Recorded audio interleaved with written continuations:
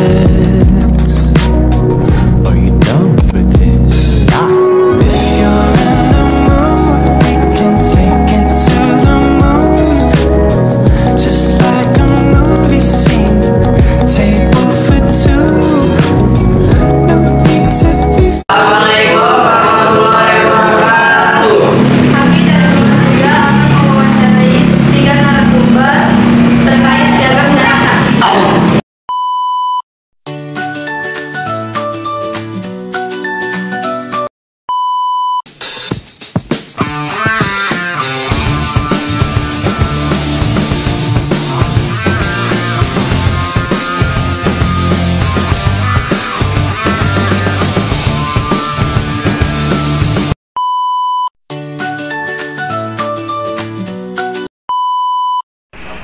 Tentang Piagam Jakarta.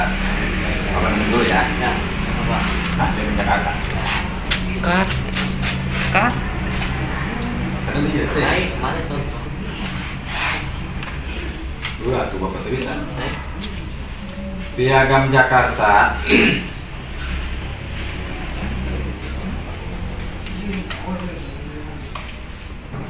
Sebisa-bisa bapaknya. Ya. Piagam Jakarta itu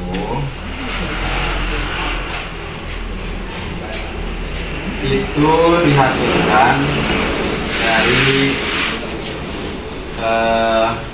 rapat paripurna yang dinamakan dengan panitia 9. Jadi 9 orang itu rapat bersama-sama di dalam satu ruangan untuk membentuk Piagam Jakarta, yang di dalamnya Piagam Jakarta itu yang dinamakan dengan apa namanya, Undang-Undang Dasar, teks Undang-Undang Dasar Kemerdekaan, ya, itu Piagam Jakarta.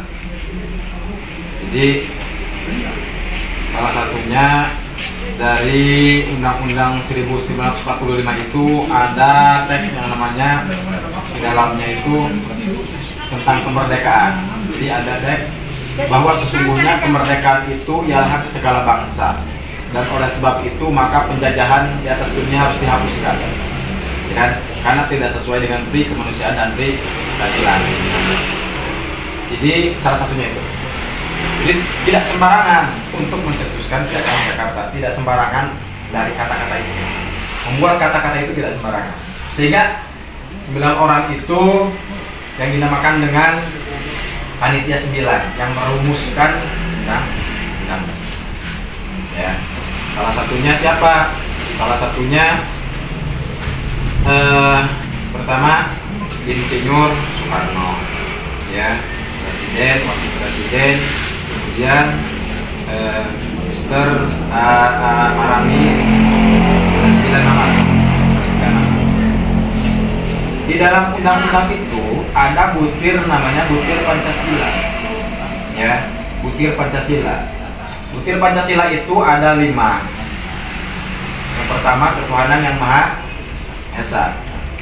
Yang nama ketuhanan yang Maha Esa tadinya bukan ketuhanan yang Maha Esa. Butir 1 tadinya dirumuskanlah bersama ketua panitia 9. Tadinya itu apa namanya,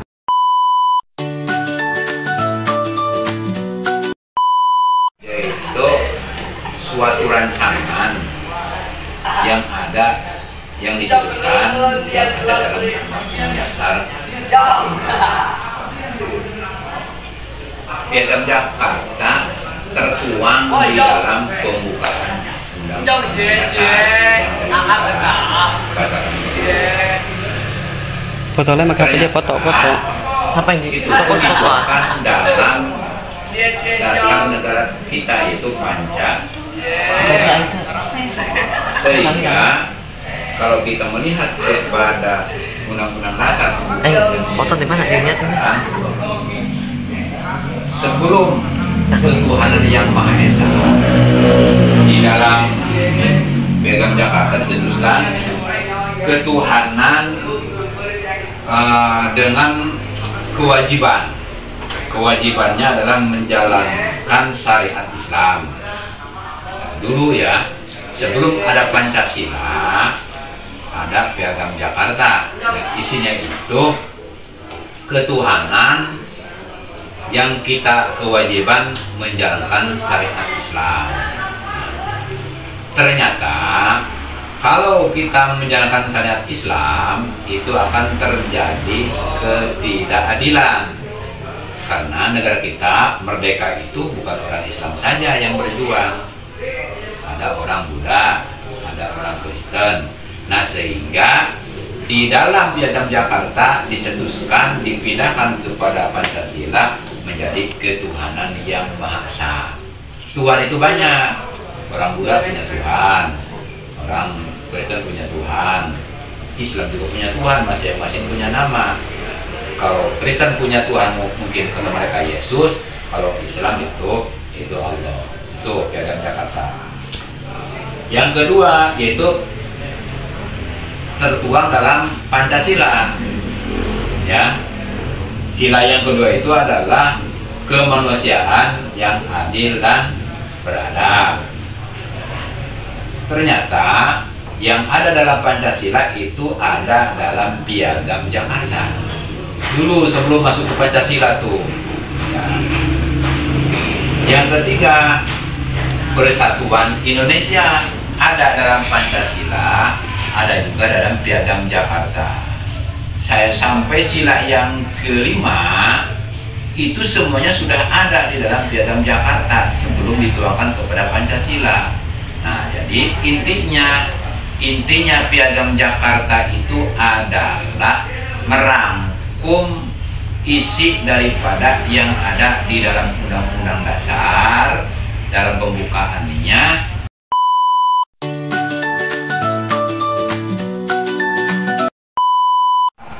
Piagam Jakarta itu kan piagam rumusan Pancasila. Dia sembilan yang merumuskan tentang Dr. Sumarji, Nabi Agus Salim, Dr. Maramis, itu yang memutuskan itu merumuskan